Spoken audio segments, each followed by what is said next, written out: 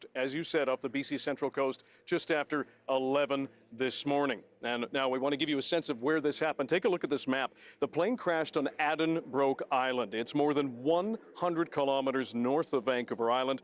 Maritime Forces Pacific says it was en route to nearby Calvert Island. The weather at the time was said to be rainy with low visibility.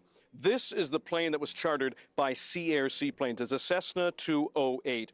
And Armed Forces officials scrambled Coast Guard boats. A BC ferry was on standby as it did the Port Hardy route. We also heard that air ambulance jets, 2 of them in fact, were scrambled to the scene, as well as numerous ground ambulances. We've also just heard from John Horgan, our Premier, who sent out this statement in a tweet. Very sad to hear news out of Addenbrooke Island. My thoughts are with those affected by this tragic accident.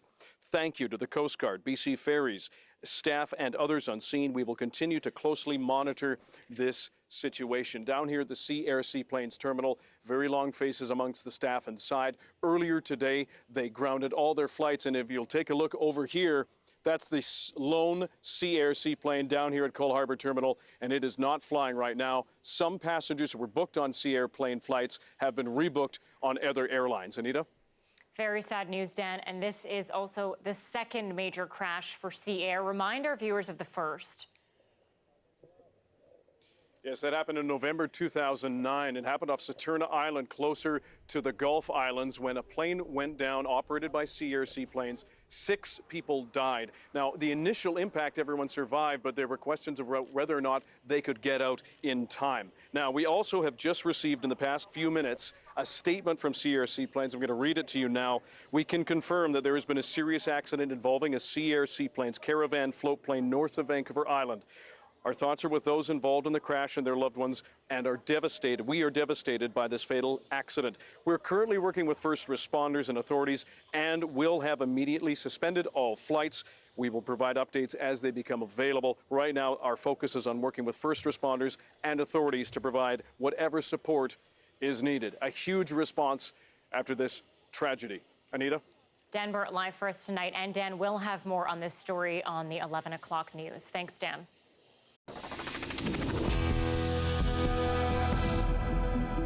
We're just learning the teen fugitives wanted in 3 northern BC deaths were seen on Sunday morning. Someone helped them get the stolen vehicle they were driving off of a trail in Cold Lake, Alberta. Now, the same day, this new surveillance video we're about to show you was taken in Meadow Lake, Saskatchewan. Cam McLeod and Briar Schmigelski are seen here Sunday afternoon or evening. Now, to be clear, we already knew that they were in that town. RCMP had released still photographs from this footage on Tuesday, only now putting out the actual video. The suspects appear to be walking through a hardware store and then leaving with nothing in hand. Schmigelski and McLeod are charged in the death of Vancouver's Leonard Dick, also suspected in the deaths of an Australian tourist and his American girlfriend. Now, for days, RCMP have said the pair is believed to be in the small community of Gillam, Manitoba. But as John Hernandez reports today, we're learning that may no longer be true. The pair may have changed their appearance, and someone might have unwittingly helped them evade authorities. We remain open to the possibility. Uncertainties loom as the search intensifies for Cam McLeod and Briar Schmigelski. Today, another plea for help. If anyone in and around those communities may have inadvertently helped them get out of the community. And we're just saying if someone did, to just please come forward. I mean, they may have different appearances. Maybe these people didn't realize that they were helping them. Schmigelski and McLeod are suspects in 3 northern BC deaths. It is critical that all Canadians remain vigilant. About 120 tips about the suspects have poured in over the last few days. Surveillance footage released today shows them wandering inside this Meadow Lake, Saskatchewan hardware store. But the last confirmed sighting was in Gillam, Manitoba, about 4 days ago. Today, temperatures in the small town dropped. Officers are canvassing the harsh woodlands and sifting through trains leaving the area. The RCMP have brought in significant outside resources from across Manitoba and across the rest of Canada. They're applying additional technology with drones, for example, that are helping in the surveillance. They have canine units. And aircraft support from the Canadian Armed Forces.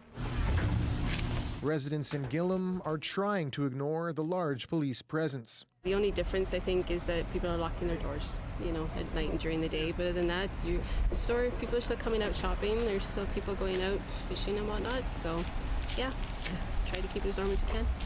Police have no specific evidence to suggest the fugitives have left the area, but with few leads after days of searching, they're not ruling it out. RCMP will now go door to door in Gillam and the nearby Fox Cree Nation over the next few days. All Canadians are asked to report any sightings so this trail doesn't go cold. John Hernandez, CBC News, Vancouver. Back in Port Alberni, where the two teen suspects are from, the community remains stunned by the events. As Tanya Fletcher tells us, though, the town is finding ways to support each other. The mayors of the two communities bookending the cross-country manhunt have spoken by phone. I didn't really, know honestly what to say even. I just wanted to reach out and lend any support that I can. I can only imagine that. Port Alberni Mayor Shari Minions called Gillam Mayor Dwayne Foreman as the spotlight shifted from the west to the east. I think in these times it's sometimes just help to have connection and know that people across the country are thinking of you. She says she reached out to pay it forward in response to all of the support her city has received. It's been really nice having people from really across the country just want to reach out, see how we're doing, see if we need anything. Sometimes tragedies like this connect us. And it's a reflection of the overall feeling within the city of Port Alberni. This town will always fight for what it believes in, and that is compassion for its community. Walking down Main Street, you witness that compassion, especially for the parents of the two young men. I'm a mother of 3, and something like that with any of my kids, I wouldn't know what to do. It could be any of us and any of our kids, and we just come alongside them and support them. People here desperately trying to focus on the positive. Not easy to do with so many unanswered questions hanging over a community and a country. Tanya Fletcher, CBC News, Port Alberni. Police are searching for a man in connection with an alleged sex assault at SFU early this morning. It happened near Highland Court and University Crescent around 4:30 a.m. A woman was out walking when she was approached by a man who allegedly attacked her before trying to sexually assault her. He then fled seconds later. The suspect is described as a black man in his late 20s. He is 6 feet tall, has a medium build and a short curly beard and mustache. At the time of the attack, he was wearing a black hoodie, black sweatpants, and a black New York Yankees baseball cap. Officers are canvassing the area, trying to track down the suspect. They're asking anyone who saw something suspicious around the time the alleged sex assault happened to contact them. Investigators say this assault does not appear to be linked to another sex assault from earlier in the month in the same area. They are reminding people to use caution when walking alone, particularly at night. An urgent public health alert tonight with the confirmation of a new case of measles in Vancouver. The latest case involves a Burnaby resident who traveled to the Philippines. Members of the public who went to the Philippines on Philippine Airlines Flight PR116 arriving in Vancouver on July 23rd may have been exposed. 2 other possible exposure locations to tell you about: the international arrivals area at YVR on July 23rd between 4:30 and 7:20 p.m., as well as a park and ride shuttle bus from the airport that same day between 5 p.m. and 7 p.m. Coastal health authorities are providing free measles vaccinations for those who are not immunized and may have been exposed to the virus on July 23rd. The immunization clinics are open today and tomorrow. BC has now seen a total of 30 cases of the infectious disease this year. A transgender woman testifying today before the BC Human Rights Tribunal, complaining she has been refused Brazilian waxing. Protesters and supporters clashed outside the room as the proceedings unfolded. The estheticians she is accusing say they aren't comfortable waxing male genitals. Jessica Yaniv says she's contacted more than a dozen different salons asking to book appointments for leg and Brazilian waxing. But when they found out Yaniv was trans and has male genitalia, they suddenly refused to schedule an appointment. We are putting forward the argument that the Charter Section 7 right to life, liberty, and security of the person encompasses a right not to be forced to deal with male genitalia when you have no training, experience, competence, or desire to do that. The BC Human Rights Tribunal is expected to make its decision on Yaniv's complaints in 3 months. A man found not criminally responsible in the deaths of 2 young men is set to learn his fate. Jason Folds was found to have mental illness and was committed to the Forensic Psychiatric Hospital in Coquitlam. Valpuri was in court for his first appearance. Strength from one another is what helps them face the man accused of shooting their boys. I don't think I had any expectations. Just to see where it was going and to see Jason Folds in person. 2 years ago, after 3 young men were shot in their home early one morning, Jason Folds was charged with 2 counts of first-degree murder and 1 of attempted murder. Later, it would be learned Folds had delusions the men were committing sexual assaults and it was his job to stop them. 21-year-old Dylan Buckle and 20-year-old Braxton Leask grew up together, lived together, and died together. Their friend Zane Hernandez survived. Zane doesn't want to talk about it, doesn't want to be here. Zane is just putting one foot in front of the other, one at a time. Folds is in custody at the Forensic Psychiatric Hospital in Coquitlam. At trial a few weeks ago, a judge found him not criminally responsible by reason of mental disorder. The BC Review Board is tasked with determining his fate and request for escorted leaves. It's ruled Folds unequivocally remains a significant risk to public safety. The board was told Jason Folds has made progress in treatment for schizophrenia, but that said, there are still concerns, such as his beliefs around mortality, and that his delusional thoughts have diminished, but they continue to influence him. The one thing that has changed, his psychiatrist says, Folds no longer believes that he's related to Adolf Hitler. Folds was denied escorted leaves from the facility. He's gaining insight into his illness. It's a slow and steady progression. It's not the sort of dramatic improvement that sometimes you see, but nonetheless, it's progressing. Board members say Folds must stay in strict custody and under treatment. The whole idea of him stating that he wants to come back to Paul River, that just took me back. Like, while sitting there, I just was shaking. Folds' next hearing will be in a year, unless he asks for one sooner. His victims' mothers say if wellness is in the cards for Folds, that would be wonderful. But for now, they don't want him in their community. Belpuri, CBC News, Coquitlam. Mounties have made an arrest as they continue their investigation into luggage thefts at the Vancouver airport. The suspect was arrested when an RCMP officer recognized him from a surveillance photo that had been circulated to police and YVR security staff. Officers now trying to determine if the suspect was working alone. Close to 140 pieces of luggage have been reported stolen at the airport over the past year. And UBC is calling for a 60-day moratorium on a telescope project planned for an area in Hawaii.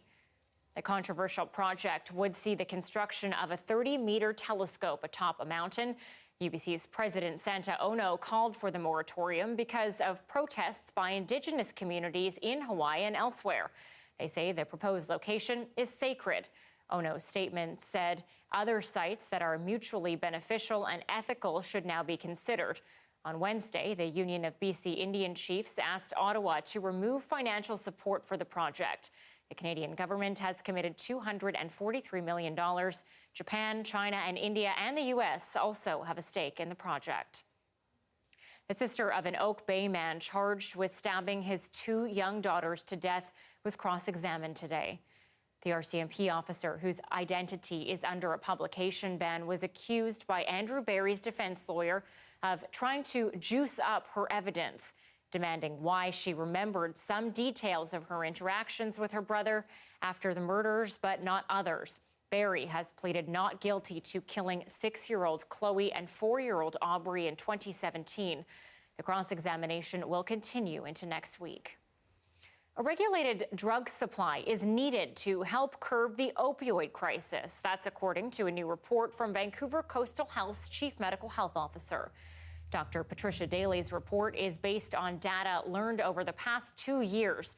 She says simply expanding opioid treatment for those who are addicted is not enough to eliminate the risks. In 2016, the province declared a public health emergency due to the opioid crisis. According to the BC Coroner Service, almost 4,000 people have died of overdoses since then. A popular brand of smoked salmon nuggets is being recalled because of possible listeria contamination. Western Family brand Original Sockeye smoked salmon nuggets were sold in BC, Alberta, and possibly other provinces. The recall affects the 150-gram packages. If you have the nuggets in your fridge, you should throw them out or return them to the store where you bought them. There haven't been any reported illnesses associated with the product so far, but anyone who ate the nuggets and is feeling sick should go see the doctor. An evacuation alert has just been issued for 10 properties in the Coston area west of Oliver as the fire on Richter Mountain continues to grow in size. Power lines are on fire. This footage was posted to Facebook by area resident Melissa Genberg. Downslope winds caused the fire to grow overnight. It's now 80 hectares in size and burning out of control. BC Wildfire Service says 62 personnel are responding. 3 helicopters and air tankers have been deployed. The fire forced the closure of Highway 3 between Karamias and Osoyoos earlier this morning, but it has since reopened.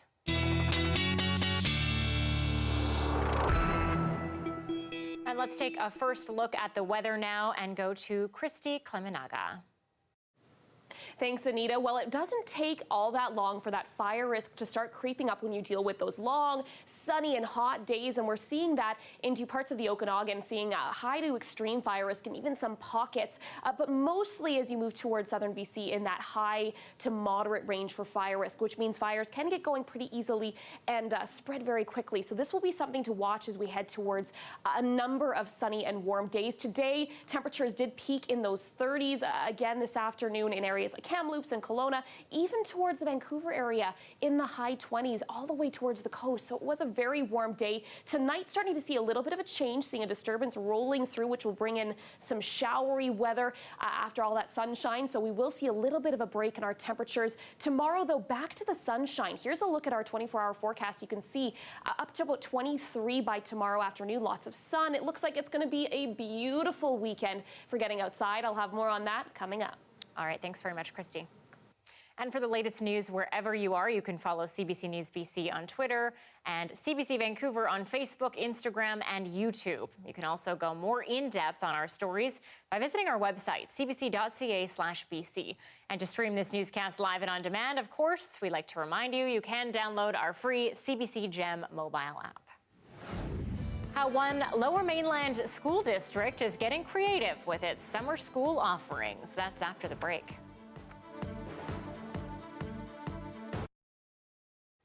Thanks for joining us during the break today. We skipped Throwback Thursday, so tonight we are doing Flashback Friday, and we're taking you back to 1986. Now, to refresh your memory about the big boom wine coolers brought to the booze industry, CBC's Marina Mirabella reports. It's a hot, sticky weekday afternoon. These people have found one way to cool off, sitting around sipping cold drinks. An increasing number of them are sipping coolers, beverages that combine fruit juices and carbonated water with wine or spirits. Well, it goes down very smooth. It's just, it's really just like drinking lemonade. Many in the wine and liquor business describe coolers as a godsend. They were introduced on the Canadian market about 2 years ago, when local wine producers, for example, were losing sales to imported wines. Coolers have helped bolster a declining industry. More than 2 million bottles of wine coolers were sold last month in Ontario alone. That's an increase of almost 300% over the previous year. Producers of wine and spirit coolers are directing much of their advertising at young people, the 19 to 35-year-olds. They're pitching a refreshing drink that has the same alcoholic content as beer, about 5%. That 5% is generating concern among those who do addiction research. They say sweet-tasting juices and coolers mask the taste of alcohol and lead young people to drink more than they might otherwise. What we are seeing here is a phenomena, a marketing strategy to capture a market of young people with a product that's very palatable. And the result of that could be a continued a nation that whose drinking is starting at an earlier and earlier age. Those with concerns about coolers want to see their alcoholic content displayed prominently where they're sold. As for the industry, it plans to introduce more cooler products. The people who make them expect sales will continue to grow for the next few years. Lots has changed, but still lots the same, of course. Stay with us, and we will have a preview of this weekend's fireworks show in just a few moments.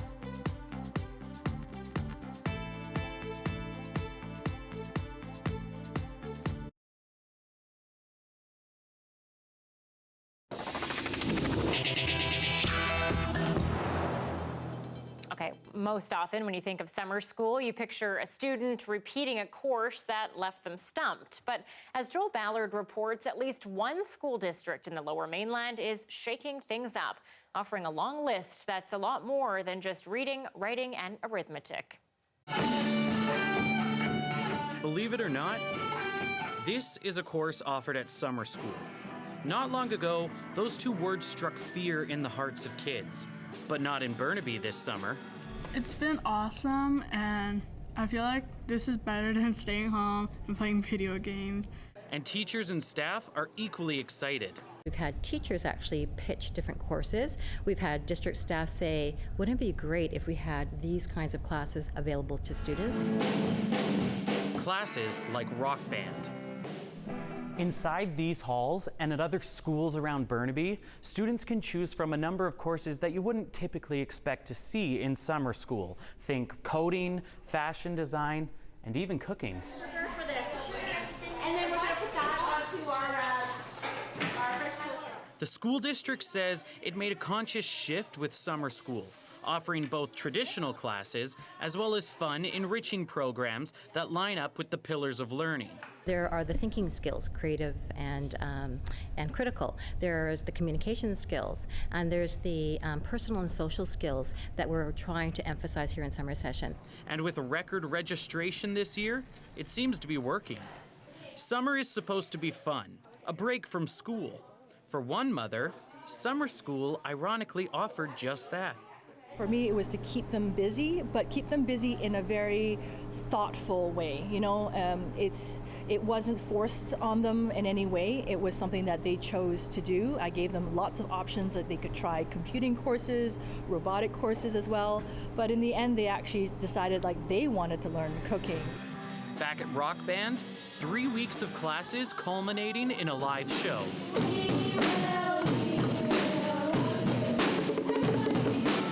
This young headbanger says there's been a number of highlights.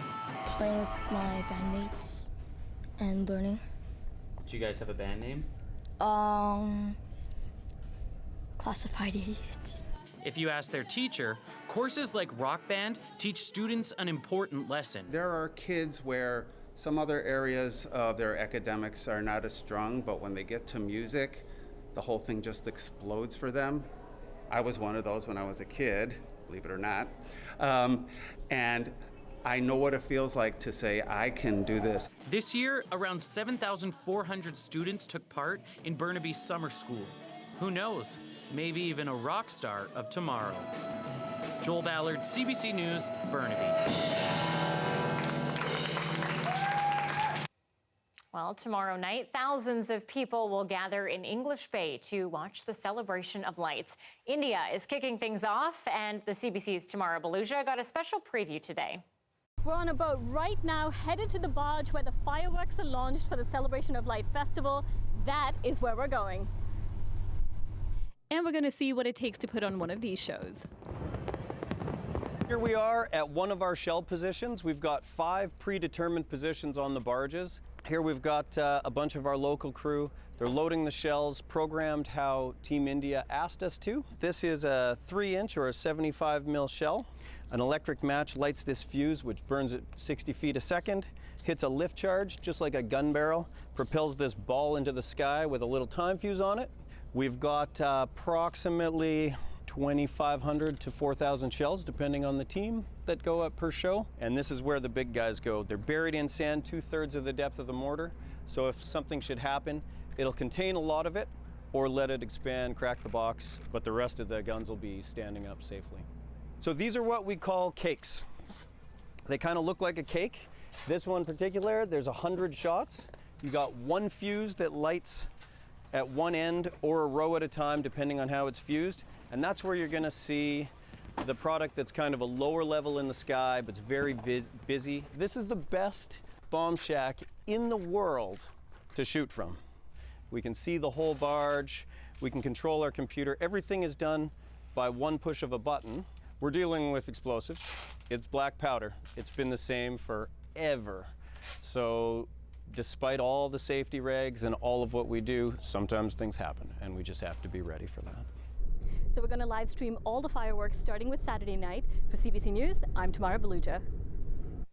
To account for everyone coming to see the fireworks, TransLink is increasing its service on July 27th, July 31st, and August 3rd. More SkyTrains running, additional shuttle buses to and from English Bay, and more C-Bus service. And due to closures on Davie Street, routes 5 and 6 will have altered routes. Full details are available at translink.ca/alerts. More on the search for 2 BC teens. After the break, we look at what may be going through their minds.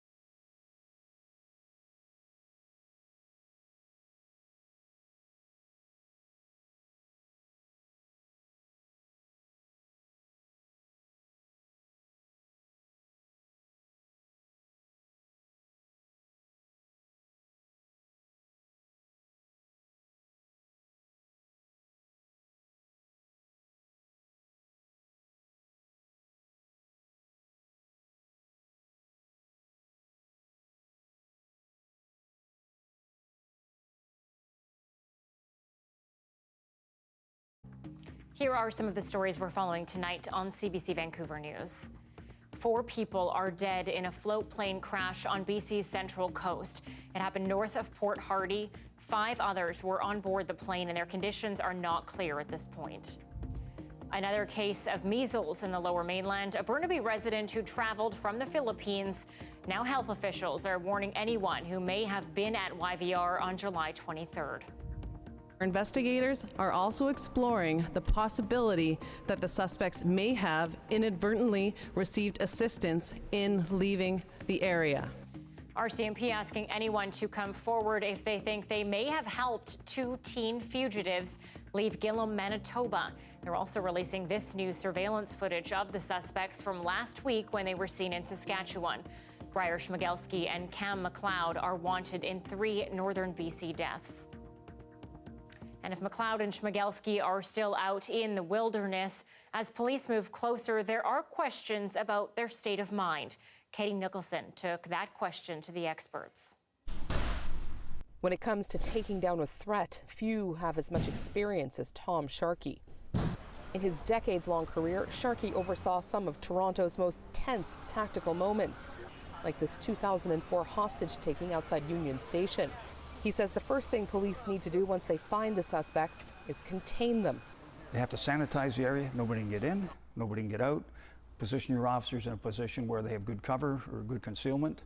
Bring in the units, attach sniper units and various other things to add to the containment area. And once that's attained, they will try to negotiate. He says RCMP likely already have psychological profiles of the men because how that conversation begins is critical. First 30 minutes is usually the most dangerous time of the encounter with a person. Adrenaline pump, fight or flight syndrome set in. But getting a read on fugitives, especially those suspected of multiple homicides, is tough. They feel a sense of thrill because they're on the run, they're evading law, but that feeling quickly dissipates and changes once they realize that they are the prime suspects in a national manhunt. Ju-Young Lee is a sociologist at the University of Toronto. He says the suspects are likely running on adrenaline. People who are on the lam realize that their options are running thin. They go into fight or flight mode and they become very desperate. And these are typically moments that are extraordinarily volatile. That volatility could fracture the bonds between the 2 suspects. Sharkey says he's seen it many times during his career. Maybe I'm just going along for the ride, the one guy, and hey, this isn't what I expected. I hadn't expected it. We've killed somebody and the police are looking for me. Or you get a suicide pact, one of them commits suicide and the other guy surrenders. If their desperation doesn't rip them apart, he says it could present a real danger to others. What's to stop them from taking a hostage? What's to stop them from killing someone, taking their vehicle and going off? What's to stop them from jumping on a train? Precisely the fear now spreading from northern Manitoba and commanding vigilance across the country. Katie Nicholson, CBC News, Lindsay, Ontario. Well, at 6:35, you're looking at a live shot of the Lonsdale Quay on the North Shore. A bit of rain expected overnight, so when will it end? Well, Christy is here with the full forecast next.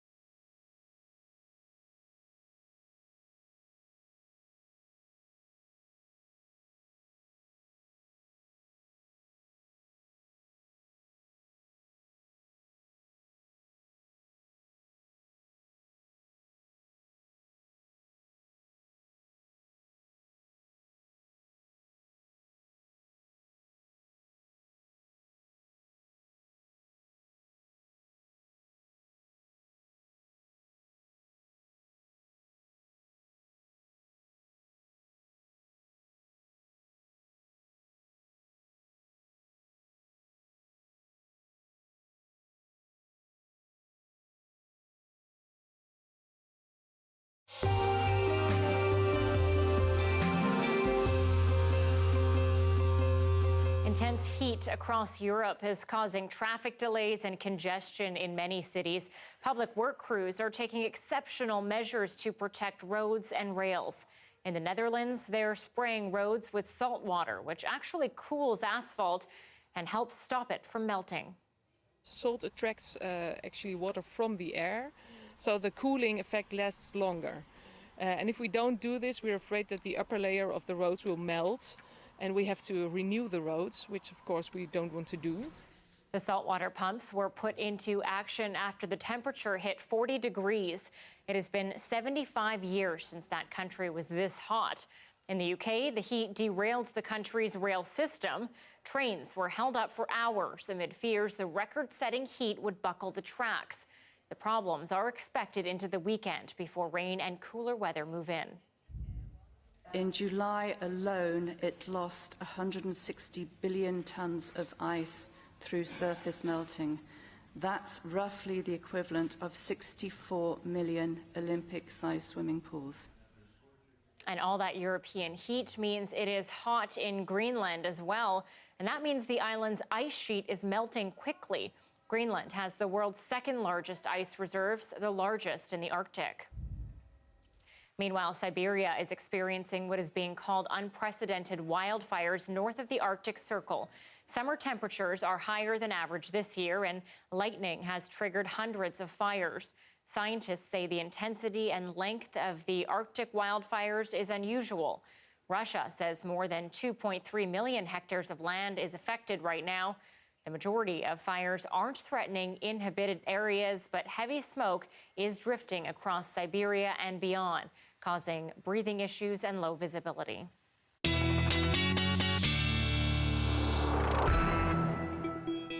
And we're going to do a full look at the weather forecast now. Christy Klemenaga is back. Thanks, Anita. Well, riding that heat wave not only over in Europe, in parts of the prairies, and also towards BC. Here's a look at some of our temperatures this afternoon to the lower mainland, seeing temperatures near the 30s in many areas. So very, very warm conditions set up, well above seasonal.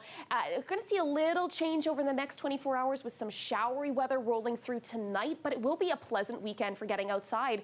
For most, temperatures still very warm in the mid-20s. Here's a look at our satellite and radar today, seeing some cloud cover and some showery weather up the coast towards the lower mainland. Again, seeing that moving in a little bit later tonight. Here's a look at how things time out. You can see by about 11 o'clock midnight, you're going to start to see that showery weather towards Vancouver. That could last a little bit into tomorrow morning, but then starting to clear out. You'll see some pockets of sunshine into the afternoon, and temperatures recovering pretty nicely as you move towards the afternoon as well. And it's going to be a little bit variable in terms of how much precipitation we do see depending on where you are. Here's a look at our rainfall totals taking you through till early Sunday morning. You can see Prince George really starting to pick up some steady rainfall up towards Prince Rupert as well. But then as you move towards Vancouver, a little less. You're going to be on that showery side. So depending where you are, it depends on how that night is going to go and how much rain you'll actually see. But it does look like some sunshine is in our forecast as well. Here's a look at tomorrow's forecast across the greater region. Here you can see 28 degrees in Kamloops, another hot day there, and the risk of some more thunderstorm activity. It will be something to watch through tomorrow afternoon. Cranbrook, the risk of thunderstorms as well. Little more sunshine as you head towards the island. Port Hardy, 19 degrees and some breaks of sunshine. Most of that precipitation you see will happen fairly early on, so you might hang on to the cloud cover, but that showery weather should be towards the early part of the day. 22 degrees and sunshine in Victoria, and in Vancouver, again, the risk of showers early tomorrow morning, then clearing, and onto a very consistent forecast into midweek next week. The risk of more showers later on. Thanks very much, Christy.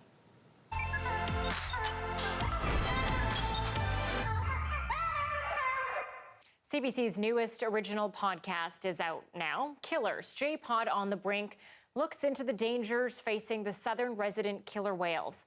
One of the people we spoke with was Tsleil-Waututh Nation councillor Charlene Alec. In the podcast, she shares her deeply personal connection with killer whales and talks about how that informs her activism against the Trans Mountain Pipeline expansion. Take a look.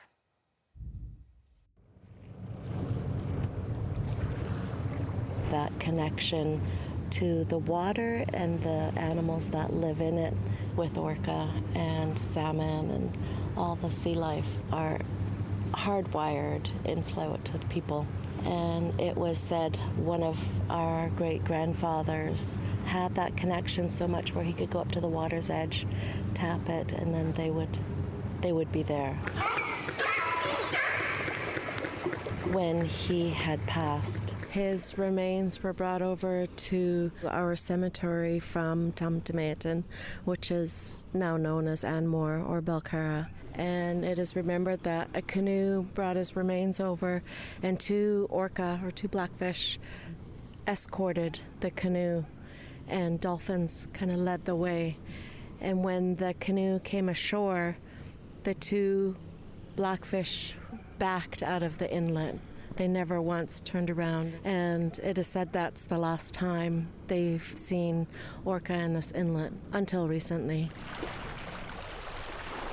We feel loss of language, loss of culture is a huge slap in the face for the orca, because, you know, when they communicate through sound vibrations and they're totally cut off, that's how they get their food, that's how they locate family. I just find like the similarity of Indigenous rights and the orca have the same path. Loss of language, loss of culture, the grief of losing our children, you know, through the residential schools. These are our relatives. They're as real to me as my niece or my aunt.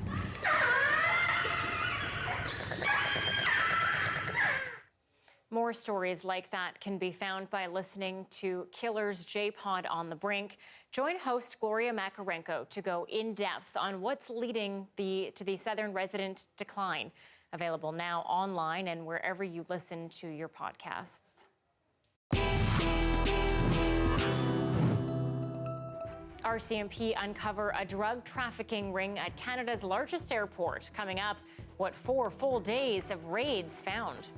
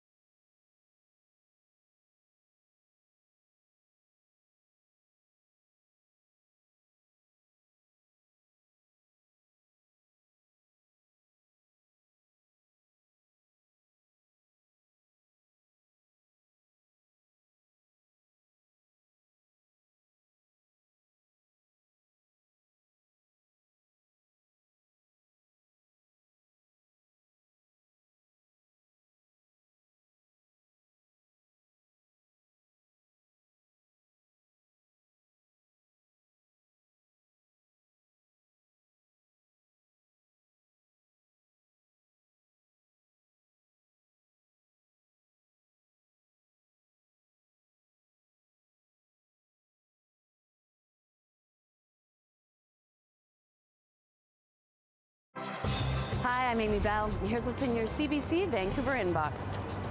What's killing the southern resident killer whale population?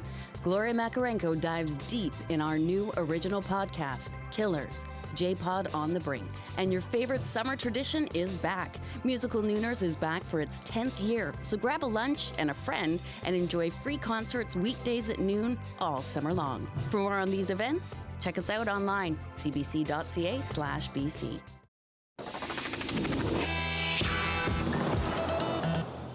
Well, access to airplanes is certainly an advantage for drug smugglers. And today, police saying they've uncovered a smuggling ring based at Canada's largest airport. As Lorenda Redicop reports, they've arrested 2 employees of Sunwing Airlines.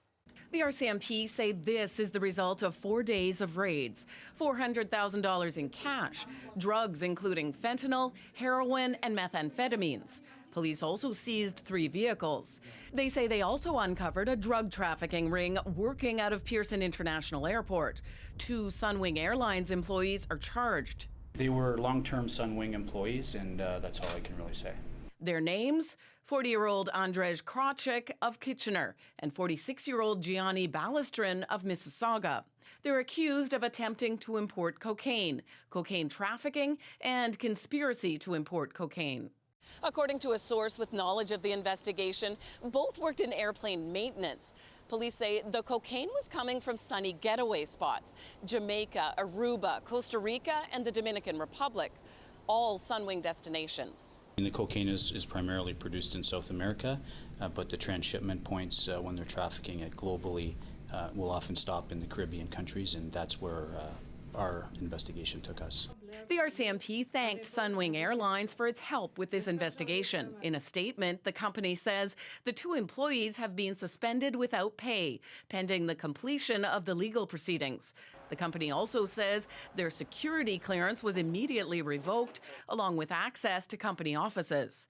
Police say a separate part of the raid targeted traffickers of other drugs. Officers worked undercover, infiltrating groups that supply drugs to the GTA and southwestern Ontario. The biggest seizure was of fentanyl, 10 kilograms worth. This is millions of doses. This is a significant impact to southwestern Ontario, the fentanyl trafficking. The 11 people charged in this case range in age from 20 to 46. Lorenda Redicop, CBC News, Toronto.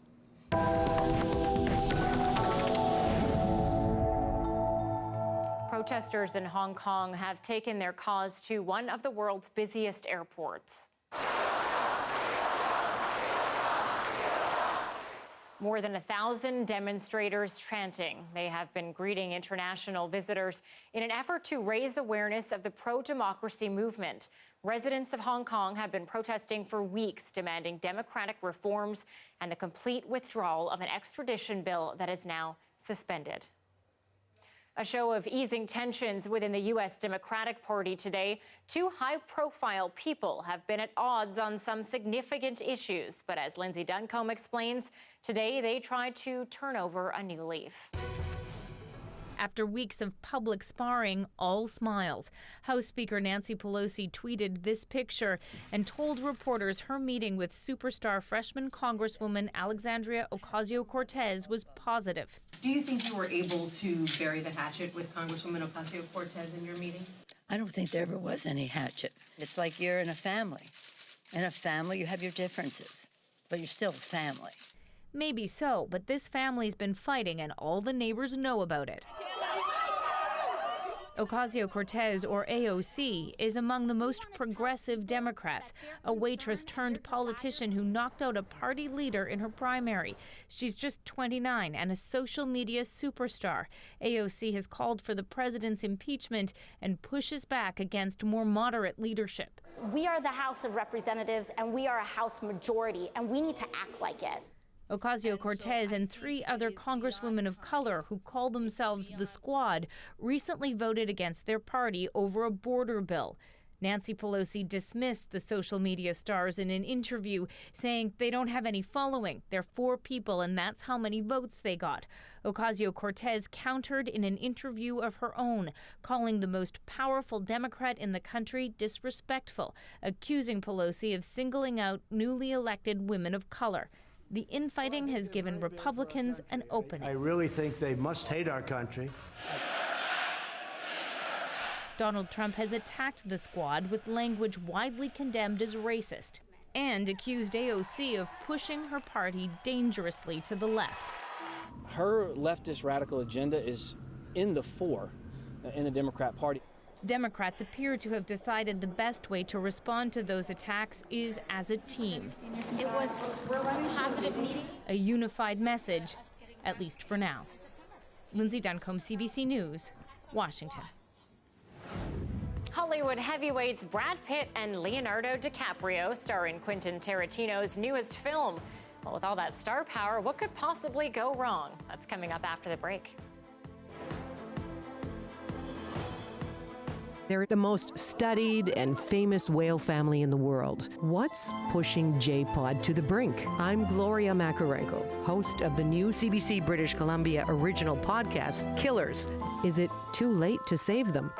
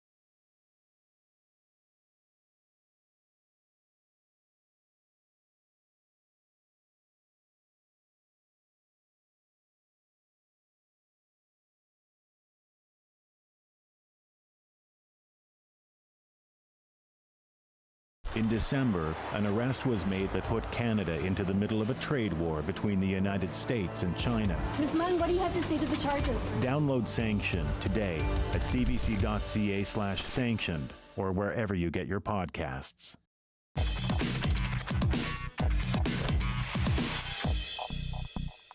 Two young men working in Hollywood, surrounded by superstars, sex, and the glamour of the 60s. Quentin Tarantino throws in a little violence, and Once Upon a Time in Hollywood with Brad Pitt and Leonardo DiCaprio sounds like a hit. But is it? The CBC's Eli Glasner decides. The year is 1969, and Leonardo DiCaprio is Rick Dalton. He used to be on the top of the Hollywood food chain, star of his own cowboy show. Now he's getting walk-on parts. But right by his side is wingman, body double, and stuntman extraordinaire, Cliff Booth. Actors are required to do a lot of dangerous stuff. Cliff here is meant to help carry the load. While Cliff's content to do Rick's bidding, Rick feels the spotlight sliding away. and he doesn't like it. All right, what's the matter, partner? It's official, old buddy. And has been. And here's where fact and fiction mix like the margaritas Cliff can't get enough of. That's Margot Robbie playing the real-life actor Sharon Tate, who happens to be married to the director Roman Polanski, who happens to be Rick's next-door neighbor. And here the paths diverge. We see Rick trying to get his career on track, while Cliff crosses paths with some beguiling hippies who follow a certain musician named Charles Manson. But let's stop for a moment and zero in on Leonardo DiCaprio. On the surface, he's playing the classic square-jawed Hollywood heartthrob, but when the camera's off, we see another side, a stuttering, selfish sad sack drowning in drink and self-pity. Anybody accidentally kills anybody in a fight, they go to jail. It's called manslaughter. Then there's Brad Pitt channeling Robert Redford. Cliff's effortless charisma fits him as perfectly as that Hawaiian shirt. But there's another side. Word around town is he murdered his wife and got away with it. But hey, she was annoying, so who are we to judge, right? And if that doesn't make him enough of a threat, there's this absurd showdown with martial arts master Bruce Lee. For film number 9, Tarantino was bearing his soul. It's a love letter to La La Land, but it's a narrow slice. Instead of the snap, crackle, pop dialogue of his best stuff, we have a rambling runtime of 2 hours and 45 minutes. Here, Charles Manson and his barefoot army could have been something more. There are moments of true suspense when Cliff starts to investigate, but in the end, they're just props, a grisly way to show what Tarantino's Hollywood heroes are really capable of. It might be his Hollywood fantasy. It's not mine. 3 stars out of 5. Eli Glasner, CBC News, Toronto. 3 stars, better than I predicted. I figure Eli was going to go with 2.5, but that's it for our program tonight. You can always find it online, cbc.ca/BC. And Dan Bird is here at 11 o'clock after the National with your next local news. Have a wonderful weekend.